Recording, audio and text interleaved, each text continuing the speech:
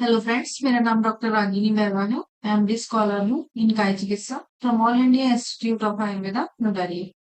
तो आज हम बात करेंगे डायबिटीज की, जिसे हम आमतौर पे शुगर की बीमारी भी बोलते हैं। तो शुगर की बीमारी या डायबिटीज से आप सभी परिचित होंगे। ये बीमारी इतनी कॉमन है आजकल कि आपकी फैमिली में या आपके रिलेटिव्स में, आपके फ्रेंड सर्कल में, आपके आस पड़ोस में किसी न किसी को ये बीमारी जरूर होगी।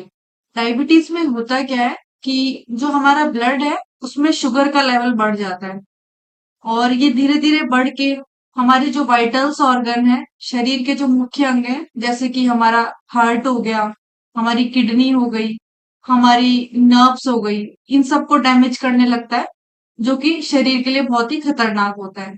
तो इस वजह से इसे कंट्रोल करना बहुत ज्यादा जरूरी है। समय पे इसका इलाज, समय पे इसका प्रिकॉशन लेना बहुत जरूरी है। तो ब्लड में जो शुगर बढ़ी हुई है, उसको मेडिसिन के अलावा हमारी जो डाइट है और हमारा जो लाइफ स्टाइल है, यानी कि हमारा खान पान और हमारी जो दिनचर्या है, उसके माध्यम से हमें डायबिटीज को कंट्रोल में करना है।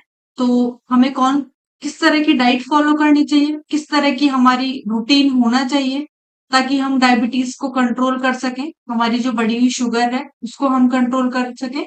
तो आयुर्वेद में डायबिटीज यानी कि ब्लड शुगर को कंट्रोल करने के लिए खान पान और हमारी दिनचर्या कैसी होनी चाहिए वो बताया गया है।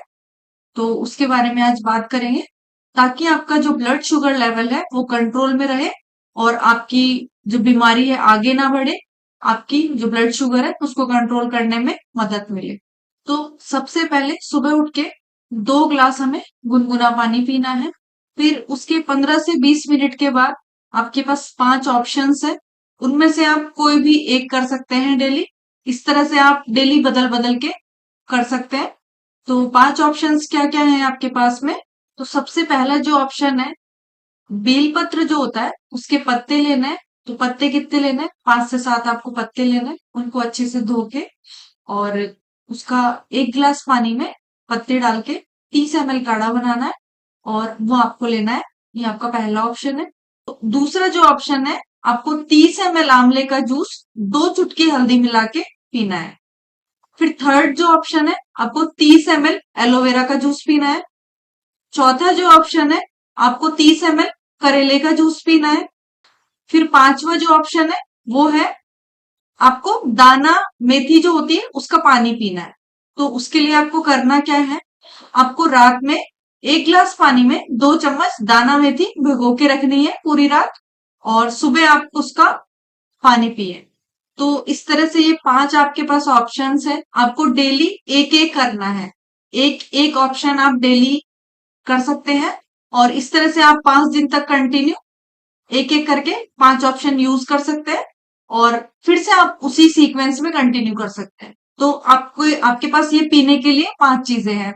सबसे पहला हो गया बेलपत्र का काढ़ा, दूसरा हो गया आंवले का जूस, तीसरा हो गया एलोवेरा का जूस, चौथा हो गया करेले का जूस, और पांचवा हो गया दाना मेथी का पानी। फिर आपको चाय पीने की अगर आदत है, तो आप या तो बिना शुगर की चाय पिए, या उसकी जगह आप ग्रीन टी पी सकते हैं, या आप हर्बल टी पी सकते हैं। इसके अलावा आप पालक का सूप या मिक्स वेज का सूप भी ले सकते हैं। ये सब आपको रोज बदल बदल के लेना है। फिर टाइम आता है ब्रेकफास्ट का।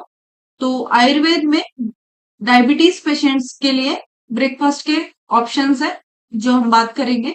तो पहला जो ऑप्शन है, वो आप सूजी या रागी का उपमा या इडली खा सकते हैं। इसके अलावा आप जौ से बनी कोई भी चीज, जैसे जौ का दलिया हो गया, वो ले सकते हैं। इसके अलावा जो काले चने होते हैं या मूंग जो होती है, उसको पूरी रात पानी में सोक करना है, और सुबह उसको उबाल के और आपको वो खाना है। तो ये ब्रेकफास्ट के ऑप्शंस है। ये आप बदल बदल के खा सकते हैं, जिससे आपका ब्लड शुगर लेवल कंट्रोल में रहेगा, और आपकी जो डायबिटीज है उसको कंट्रोल में रहने में मदद मिलेगी। फिर आप फ्रूट्स में क्या क्या खा सकते हैं? तो फ्रूट्स में आप अनार खा सकते हैं, आप सेब खा सकते हैं, आप संतरा खा सकते हैं, आप काले जामुन खा सकते हैं, आप कीवी खा सकते हैं, आंवला खा सकते हैं। तो ये फ्रूट्स के ऑप्शन है। फिर है डेयरी प्रोडक्ट में आप क्या क्या ले सकते हैं। तो आप बटर मिल्क या छाछ पी सकते हैं। और अगर आपको दूध पीने की आदत है तो आप गाय का 1 कप दूध, उसमें 2 चुटकी हल्दी मिला के पी सकते हैं। फिर आयुर्वेद के अनुसार हमें लंच में क्या क्या खाना चाहिए ताकि आपका ब्लड शुगर लेवल कंट्रोल में रहे, उसकी हम बात करेंगे। तो जो हम रोटी खाते हैं वो गेहूं की जगह आपको गेहूं के साथ जौ मिलवा के, जौ का आटा मिलवा के उसकी रोटी खाएं। केवल गेहूं की रोटी ना खाएं, आपको साथ में जौ भी मिलवानी है। जौ के और गेहूं के मिक्स आटे की आपको रोटी खानी है।